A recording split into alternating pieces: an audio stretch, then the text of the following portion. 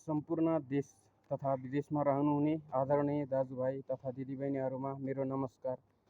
म सोलुखुम्बु जिल्ला सोताङ गाउँपालिका वडा नम्बर 4 सुस्ला बस्ने जसमान तामाङ।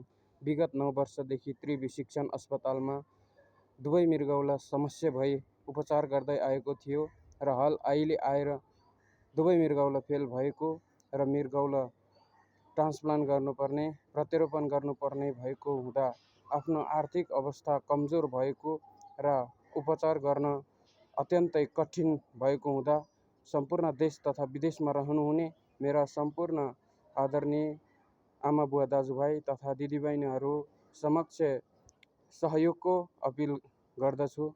आफूले सकेको सहयोग गरेर मलाई पुनर्जीवन जिउने मौका तपाईहरू सबैजनाले प्रदान गर्नुहुनेछ भन्ने आशा अपेक्षा राख्दछु।